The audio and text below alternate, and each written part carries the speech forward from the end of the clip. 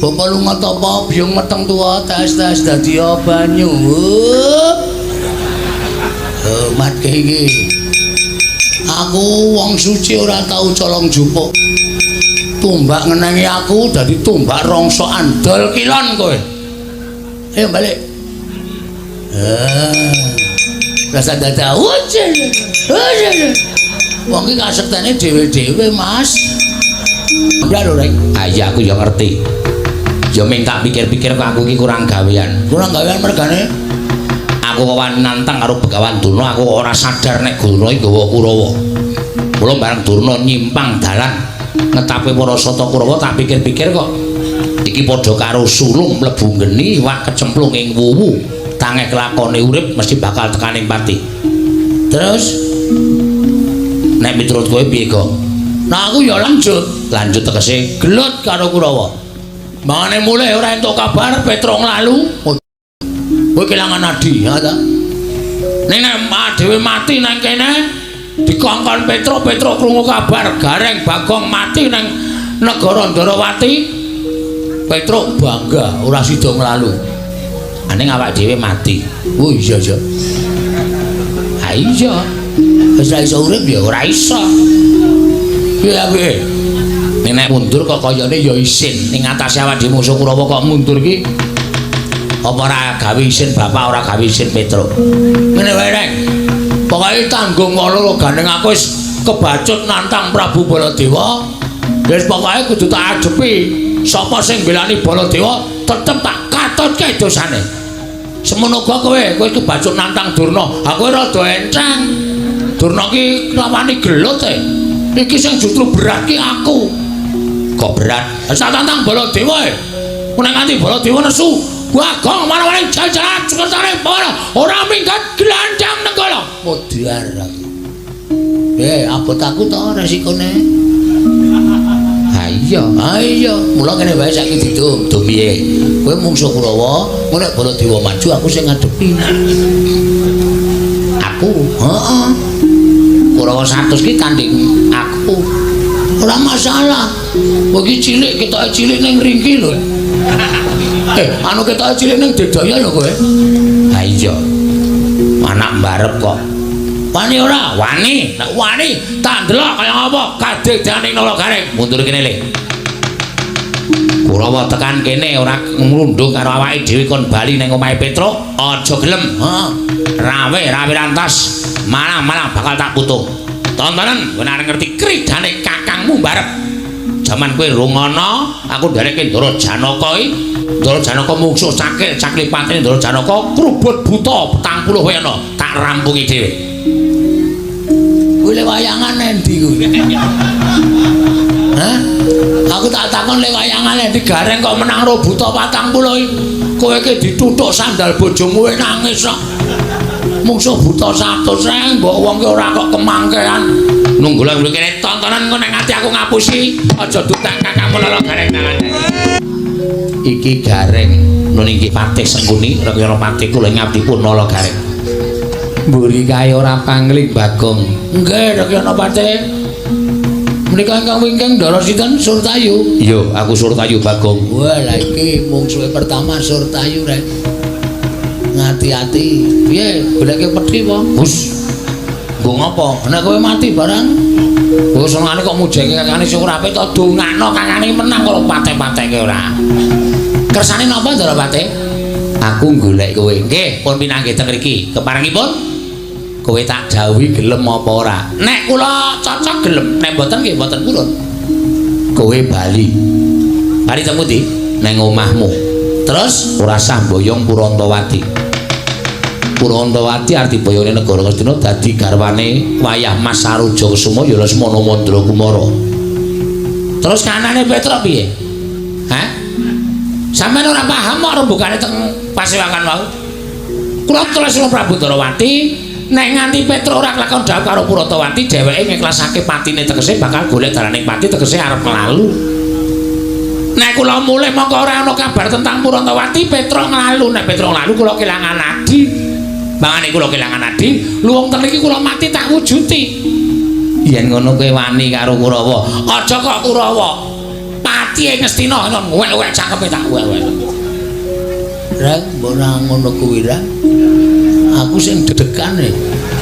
Omonganmu terlalu ngawur. Menengo, kowe iki tak nggo jontrot mendono susisan. Ngrubut aku ora bakal wedi. Lho, garing suarane aja sak kepenake dhewe. Sakarepku wong cangkemmu dhewe kok. Arep nyuara kowe piye sakarepku? Tegese kowe wani karo Kurawa. Wis wani ngadeg nek kene iki tegese aku wis wani ngadepi Kurawa. Aja men kowe Surtai. Ayo, Citraksa, Citraksi, Dursasana, Durgapa, Kartamarwa, Dursena, Mogati kon maju kabeh. Aku tak nggo nekram sirahe. Weh, bocah iki mripate kira tangane beje kok. Omongane kaya iso mateni geni. Lah kok dadi kaya ngono lho. Kowe iki mundura tak eman aja nganti kowe tekaning pati. Mboten sadi eman kaya bayi eman-eman. Teng mriki bukteke sapa sing iso ngalahke Nalagareng menang mboyong Purantawati. Semono uga Kurawa bubar saka tangane Nalagareng, Petruk dhaup karo Purantawati. Ngono ta, Gong? Cocok. Si aku tak ora minggat lakon dikeroyok Kurawa. Mang maju jajal Nalagareng apa Kurawa sing bakal mundur saka pabaratan.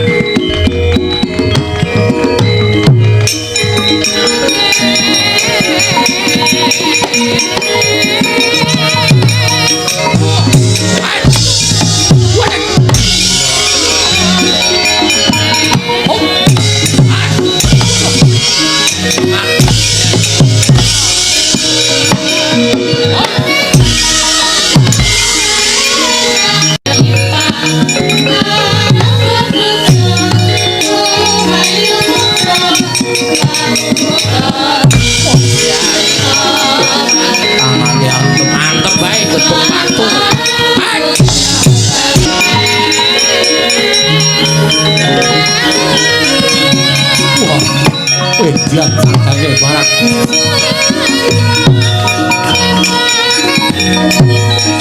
Ayo. Awas joge.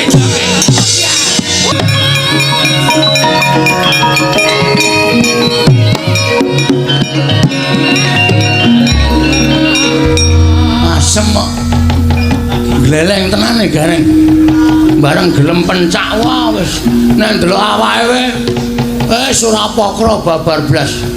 Awak mengkari lunglit kaya ngono bareng gelem tumandang. Bengok-bengok banting rono, banting rene. Wah, seneng aku Reng, bangga aku duwe kakang kaya kowe. Ora ujar ora kaul. Saking bangga-banggaku isih uripe tak kijing kowe Reng.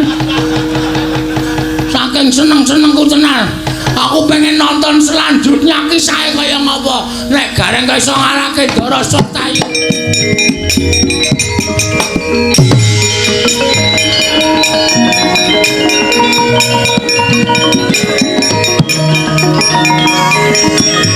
Ayo. Aisyah. Awas.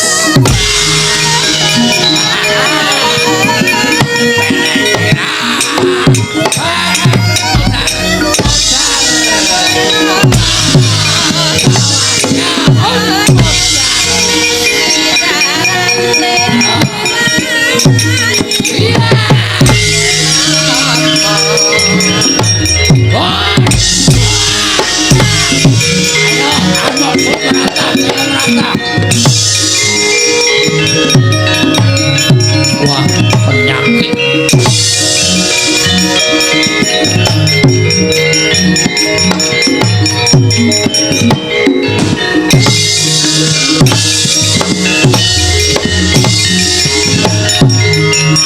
Watur yang cocok juga dia.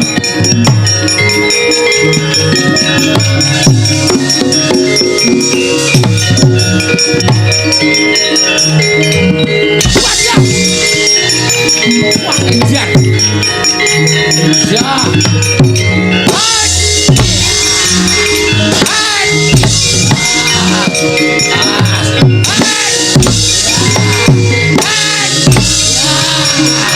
Ayo, tumbang mulai.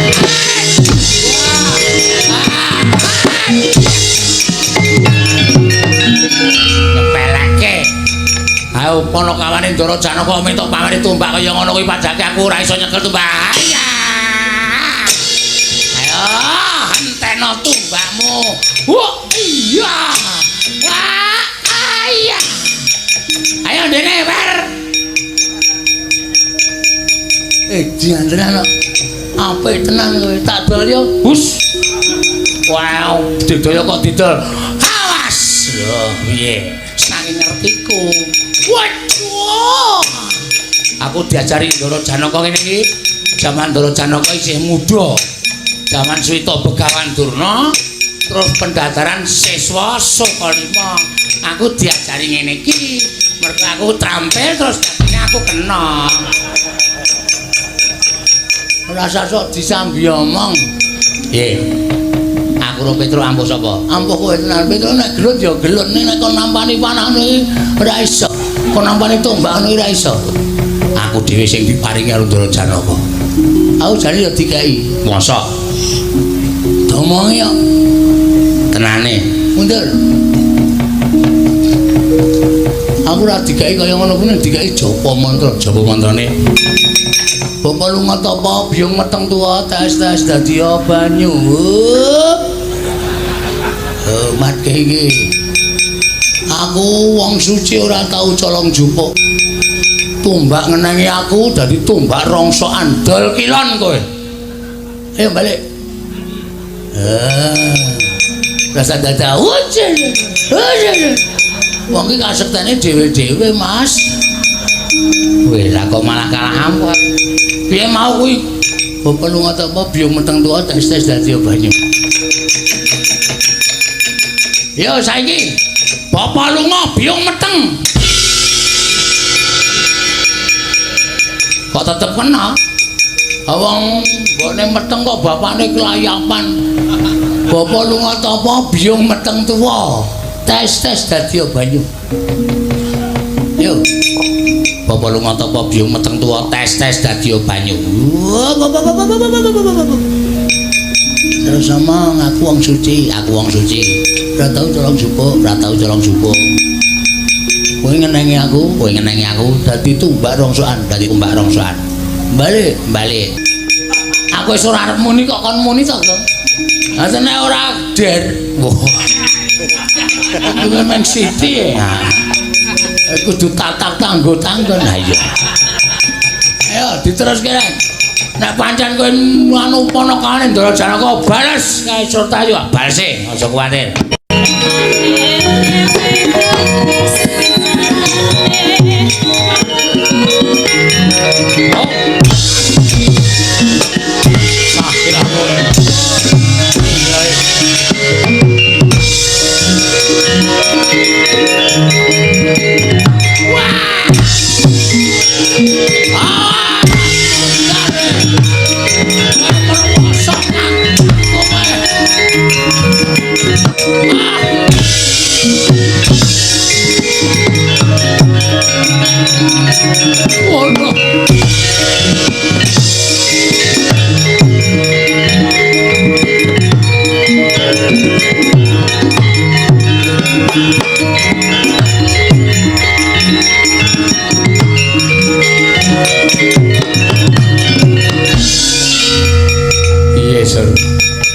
Kawon man mboten nyono babar pisan nembe pisan menika ing ngadat saben kelampah kula menika gelutipun kalian Petro. Lah iya ning sagedhakan menika mengsah garing. Wah garing menika jebul menawi krida ngedapi-dapi keterampilanipun ngalahake Petro. Arep lilin ngantem menika rasane kula rasake ora sepiro ning nek bola bali saya suwi saya mumet saya buyer kula semanggaken man. Kula mboten saged ngatasipun kula semanggaken. Loro kabeh awak kula. Muncalke tumbak pirang-pirang garing niku ya iso nyauti tumbak kaya Janaka nika. Wah, edian. Mboten nama mokal. Panakawane Janaka mula keterampilan ya meh padha karo juragane. Lah iya. Ora maju meneh mboten. Bagong ora tumandang mboten mandering. Mundur man. Kok bathukmu biru ditendang Bagong. Monggo nendang teklek. Teklek kayu niku mak klothak ngoten larane ra jamak-jamak. kula sumanggaken nggawa gaman pun mboten sanggawa gaman ya kalah suraper merkoso uripe malah musuh Panakawan kalah isin menang ora kondang sinten sing ajeng pripun-pripun sing ajeng nambani Kurawa sing ajeng ngewangi Kurawa lah iya lah terus apa iki sing durung maju dur nun maju oleh Cak Bagus wah nggih nadyan rada abot kula lakonane man sapa ngerti gareng gila kali kula Bagong gila kali kula mami nggih lah maju man hati-hati ya nggih